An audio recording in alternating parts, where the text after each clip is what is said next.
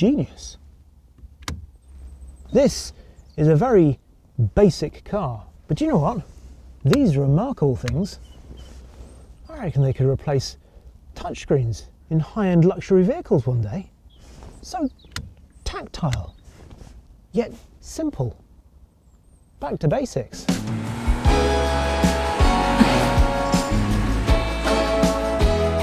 It's 50 years since Caterham took over the baton of producing the 7 from Lotus, and to celebrate this, the company's latest new car has almost gone back to square one. This is the Super 7 600, and while that number would normally denote some sort of fire-breathing monster with 600 brake horsepower per tonne, in this, not so much. Because this has just a little 3-cylinder 660cc engine. But that doesn't stop it being fun.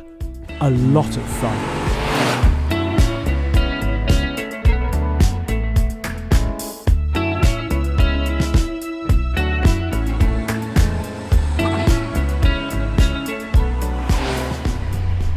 Now, I don't want for a minute to suggest that somehow suddenly power and grip, they're bad. Ooh, no, don't like those at all. This makes GT3 redundant, you know. Ferrari SF90. Who would want to drive one of those? No, that's not what this is about. Just look at it the other way. It's more a case of simply because a GT3 exists, it doesn't mean you can't still learn something from this and get enjoyment from something like this. Less can be, well, yes, it can be more sometimes. And this really has less. That tiny 3-cylinder engine puts out just 84 brake horsepower and 86 pounds-foot of torque. But the thing is, it's only pushing around 460 kilos. That's less than half the weight of a modern MX-5. And what's more, because it's only got short little ratios in this 5-speed box, you can just about reach 60 miles an hour at the top end of third if you want, but realistically, you're going to be up in sort of third, fourth. You've got all the gears to play with. It's a fun little gear shift too, not perfect, surprisingly sort of hefty in a way, but so short a throw that it takes just a flick of the fingers at times. That short gearing means that it tops out at just 104 miles an hour, but really, how much faster would you actually want to go? More importantly, 0 to 62 miles an hour is dealt with in 6.9 seconds, and I'd say it actually feels brisker than that. It's a characterful little engine too. It's sort of incongruous somehow. All those chuffs and whistles, it's sort of, I mean, it sounds like, I don't know, a pigeon that's sneezing one minute and then sounds sort of vaguely, well, lovelorn the next. Oh, forlorn, where are you? And power isn't the only thing that this has got less of. The 7 is so simple that you can put it together yourself. In fact, if you want to buy this car for the sub £30,000 that it's advertised at, then you have to put it together yourself and not go for the factory build option. It's just as Colin Chapman intended it, because that's how he sold it, as a kit, originally, to get around various tax laws and keep it as cheap as possible. The only problem was that to abide by those tax laws, you couldn't sell it with instructions. So Chapman came up with a typical Chapman solution and sold it with instructions as to how to disassemble it. Obviously then read those back to front and you have an assembly manual, which somehow got around it. And were Colin Chapman alive today, I think he'd recognise an awful lot of this car. Things like the live rear axle. He wanted to sell it with a de Dion rear axle, but to keep costs down, the Series 1 had a live rear axle just like this. This has the narrowest front track, the really traditional look. Look at that, just tiny, isn't it?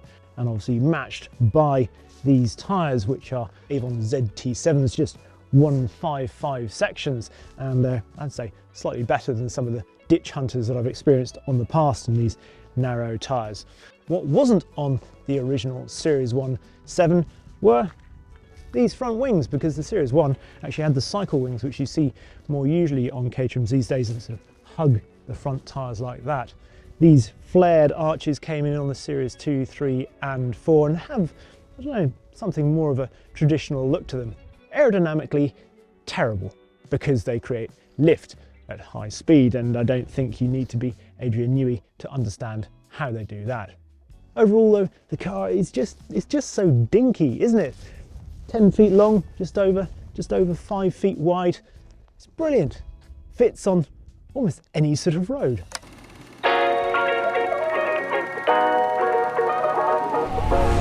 Those old school numbers mean that this fits on old school roads as well. It means it's fun pretty much anywhere, because suddenly it fits within this lane, and those skinny tyres, they're fun. The lack of grip means it's involving and interactive.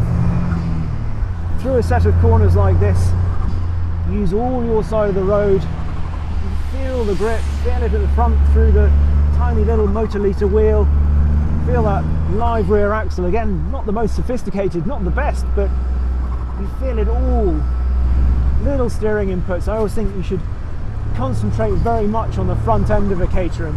That long, everything's relative, nose, make sure that gets into a corner first, and then you sort of worry about the rear later.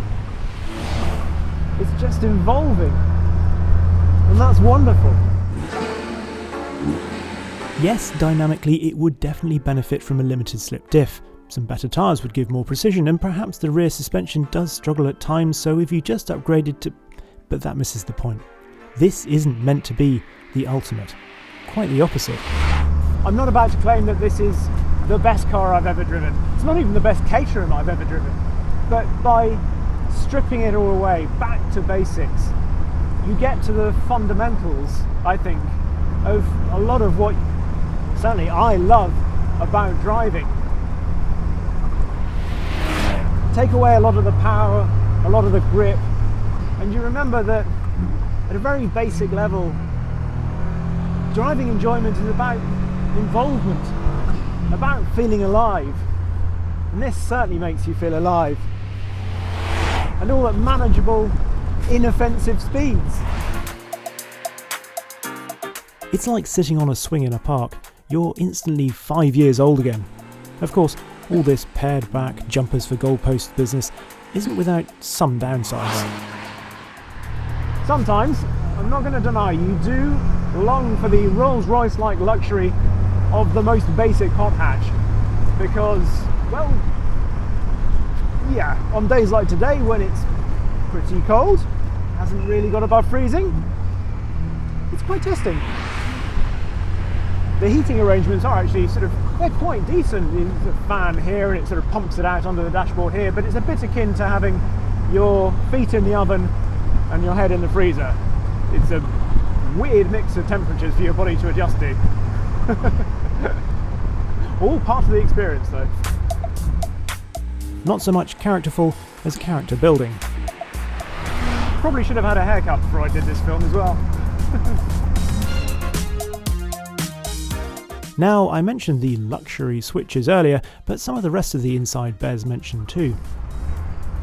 It actually feels quite luxurious in here for a Caterham, with the embossed leather over there, and on the seats, these are the latest seats and they feel really rather good. This particular car has the lowered floor pan, and for anyone that's tall, or even if you're not, I suggest it's a really good thing to get, because it just gives you a little bit more room. I love these Smiths dials as well. Smiths is such a good name. Everyone thinks that it was a Rolex that went to the top of Mount Everest 70 years ago this year with Edmund Hillary and Tenzing Norgay, but actually it was much more likely a Smiths watch that was on their wrists. Going back to a car like this is a bit like, I suspect, going back to a deck of cards for a magician, where it all started probably.